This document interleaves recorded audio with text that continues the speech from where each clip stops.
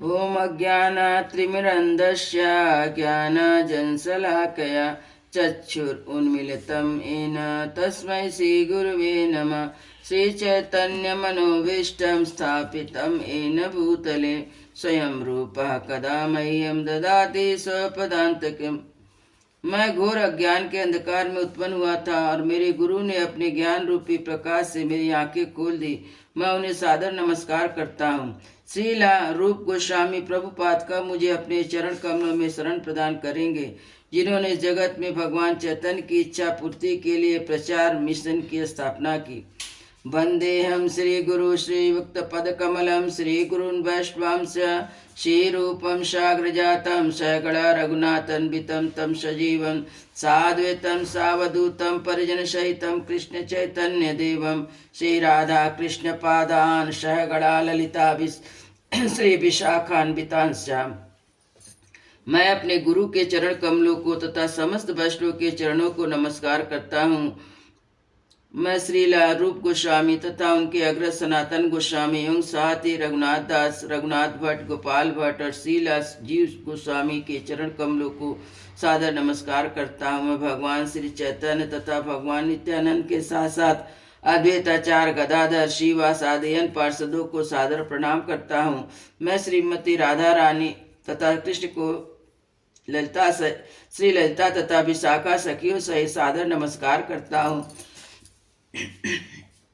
हे कृष्ण करुणा सिंधु दीनबंधु जगतपते गोपेश गोपिका कांता राधा कांता नमस्तुते। हे कृष्ण, आप दुखियों के सखा तथा सृष्टि के उद्गम है। आप गोपियों के स्वामी तथा राधा रानी के प्रेमी है। मैं आपको सादर प्रणाम करता हूँ। तप्त कांचन गौरांगी राधे वृंदावनेश्वरी विश्वानुसुते देवी प्रणमामि हरिप्रिये। मैं राधा रानी को प्रणाम करता हूँ। उनकी शारीरिक कांति पिघले सोने के सदृश जो वृंदावन की महारानी है। आप राजा विश्वानु की पुत्री हैं। भगवान कृष्ण के अत्यंत प्रिय हैं। वांछा कल्पतरुभ्यश्च कृपा सिंधुभ्यो च पतितानां पावनेभ्यो वैष्णवे नमो नमः।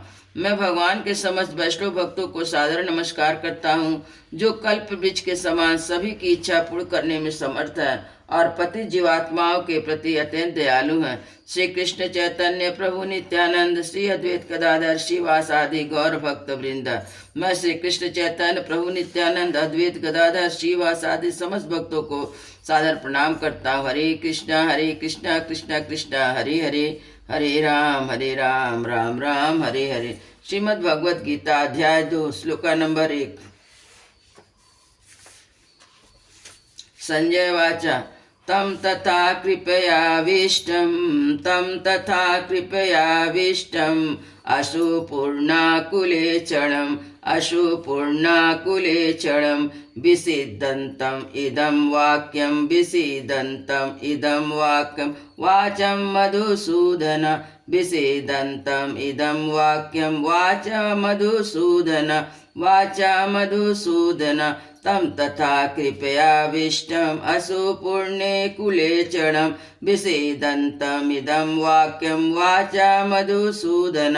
शब्दार्थ संजय वाचा, संजय ने कहा तम अर्जुन के प्रति तथा इस प्रकार कृपया करुणा से आविष्टम अभिभूत अशुपुण्याकुलम अश्रुओं से पूर्ण ईक्षणम नेत्र विषेदंतम शोकयुक्त इदम यह वाक्य वचनम वाचा कहा मधुसूदन मधु का वध करने वाले कृष्ण। संजय ने कहा करुणा से व्याप्त शोक युक्त अशुपूरित नेत्रों वाले अर्जुन को देखकर मधुसूदन कृष्ण ने ये शब्द कहे। तात्पर्य भौतिक पदार्थों के प्रति करुणा शोक तथा अशु ये सब असली आत्मा को ना जानने के लक्षण है।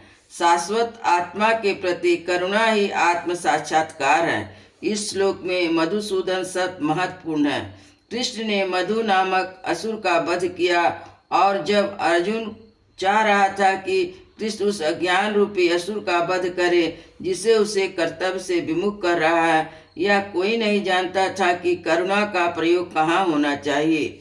डूबते हुए मनुष्य के वस्त्रों के लिए करुणा मूर्खता होगी, अज्ञान सागर में घिरे हुए मनुष्य को केवल उसके बाहर पहनावे अर्थात स्थूल शरीर की रक्षा करके नहीं बचाया जा सकता है। जो इसे नहीं जानता और बाहरी पहनावे के लिए शोक करता है वह शूद्र कहलाता है, अर्थात वह वृथा ही शोक करता है। अर्जुन तो क्षत्रिय था, अतः उससे ऐसे आचरण की आशा न थी, किंतु भगवान कृष्ण अज्ञानी पुरुषों के शोक को विनष्ट कर सकते हैं और इसी उद्देश्य से उन्होंने भगवत गीता का उपदेश दिया। यह अध्याय हमें भौतिक शरीर तथा आत्मा के वैश्लेषिक अध्ययन द्वारा आत्म साक्षात्कार का उपदेश देता है, जिसकी व्याख्या परम अधिकारी भगवान कृष्ण द्वारा की गई है। यह साक्षात्कार तभी संभव है जब मनुष्य निष्काम भाव से कर्म करे और आत्मबोध को प्राप्त हो। श्री भगवान वाचा कुतस्त्वं कस्मलमिदं विस्मे समुपस्थितम् आनार्याजुष्टम् अस्वर्गम् अकीर्तिकर अर्जुनम् कुतस्त्वं कस्मलम् इदं विस्मे समुपस्थितम् आनार्याजुष्टम् अस्वर्गम् अकीर्तिकर अर्जुनम्।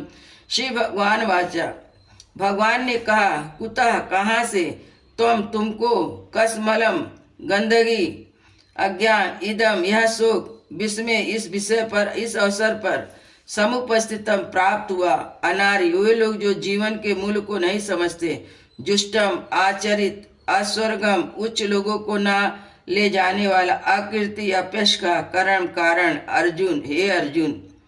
श्री भगवान ने कहा, हे अर्जुन, तुम्हारे मन में यह कलमश आया कैसे? यह उस मनुष्य के लिए तनिक भी अनुकूल नहीं है जो जीवन के मूल्य को जानता हो। इसे उच्च लोक को नहीं अब्दु अपयश की प्राप्ति होती है। तात्पर्य, श्री कृष्ण तथा भगवान अभिन्न है, इसलिए कृष्ण को संपूर्ण गीता में भगवान ही कहा गया है। भगवान परम सत्य की पराकाष्ठा है। परम सत्य का बोध ज्ञान की 3 अवस्था में होता है, ब्रह्म या निर्विशेष सर्वव्यापी चेतना, परमात्मा या भगवान का अंतर्यामी रूप जो समस्त जीवों के हृदय में है, तथा भगवान या श्री भगवान श्री कृष्ण। श्रीमद् भागवतम में 1.2.11 परम सत्य की यह धारणा इस प्रकार बतलाई गई है। वदन्ते तत्त्वविदस्त्वं यज्ञानम् अद्वयं ब्रह्मेति परमामेति भगवानिति शब्दते। परम सत्य का ज्ञाता परम सत्य का अनुभव करना ज्ञान की 3 अवस्था में करता है। ये सब अवस्था एक रूप है या ब्रह्म परमात्मा तथा भगवान के रूप में व्यक्त की जाती है। इन 3 दिव्य पक्षों को सूर्य के दृष्टांत द्वारा समझाया जा सकता है, क्योंकि उनके भी 3 भिन्न भिन्न पक्ष होते हैं, यथा धूप, सूर्य की सत्ता तथा सूर्यलोक का स्वयं।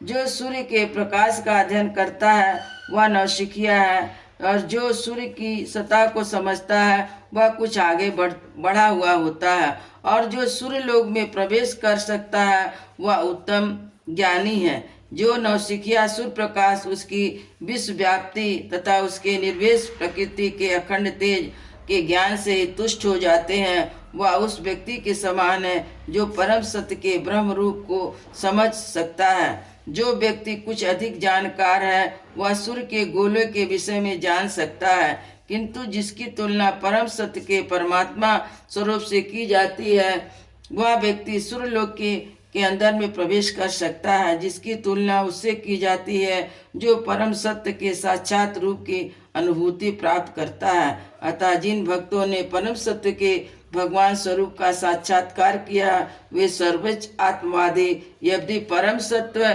के अध्ययन में रत सारे विद्यार्थी एक ही विषय के अध्ययन में लगे हुए हैं, सूर्य का प्रकाश, सूर्य का गोला तथा सूर्य के भीतरी भाग बातें, इन तीनों को एक दूसरे से विलग नहीं किया जा सकता।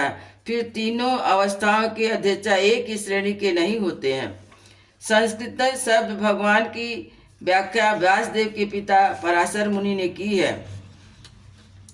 समझ, धन, शक्ति, यश, सौंदर्य, ज्ञान और त्याग के युक्त परम पुरुष भगवान कहलाता है। ऐसे अनेक व्यक्ति हैं जो अत्यंत धनी हैं किंतु शक्तिमान हैं, अत्यंत सुंदर हैं और अत्यंत विख्यात विद्वान विरक्त भी हैं, किंतु कोई साधिकार यह नहीं कह सकता कि उसके पास सारा धन आदि शक्ति है। एकमात्र कृष्ण ऐसा दावा कर सकते हैं क्योंकि ये भगवान है। ब्रह्मा या शिव या नारायण सहित कोई भी जीव कृष्ण के समान पुण्य ऐश्वर्यवान नहीं है। अतः ब्रह्म संहिता में स्वयं ब्रह्मा जी का निर्णय है कि श्री कृष्ण स्वयं भगवान है, ना तो उनके कोई तुल्य है, ना उनसे कोई बढ़कर है। वे आदि स्वामी एवं भगवान है, गोविंद रूप में जाने जाते हैं और समस्त कारणों के कारण है। ईश्वर परमा कृष्ण सच्चिदानंद विग्रह अनादिरादिर गोविंद सर्व कारण कारणम। ऐसे अनेक पुरुष हैं जो भगवान के गुणों से युक्त हैं, किंतु कृष्ण परम है क्योंकि उनसे बढ़कर कोई नहीं है। वे परम पुरुष है और उनका शरीर सच्चिदानंदमय है। वे आदि भगवान गोविंद है और समस्त कारणों के कारण है। भागवत में भी भगवान के नाना अवतारों की सूची है, किंतु कृष्ण को यदि भगवान बताया गया है जिससे अनेकानेक अवतार हैं। ईश्वर विस्तार करते हैं। एते चाष्कला पुंसा कृष्णास्तु भगवन् स्वयं इंद्रारी व्याकुलम शोकम मृडयन्ति युगे युगे। यहाँ पर वर्णित सारे अवतारों की सूचियाँ या भगवान के अंश कलाओं अथवा पूर्ण कलाओं की है, किंतु कृष्ण तो स्वयं भगवान है। अतः कृष्ण आदि भगवान परम सत्य परमात्मा निर्विशेष ब्रह्म दोनों के उद्गम है। भगवान की उपस्थित में अर्जुन द्वारा स्वजनों के लिए शोक करना सर्वदा अशोभनीय है। अतः कृष्ण ने कुतः शब्द से अपना आश्चर्य व्यक्त किया और आर्य जैसा सब जाति के किसी व्यक्ति से ऐसी मलिनता की उम्मीद नहीं की जाती। आर्य शब्द उन व्यक्तियों पर लागू होता जो जीवन के मूल को जानते हैं और जिनकी सभ्यता आत्म साक्षात्कार पर निर्भर करती है।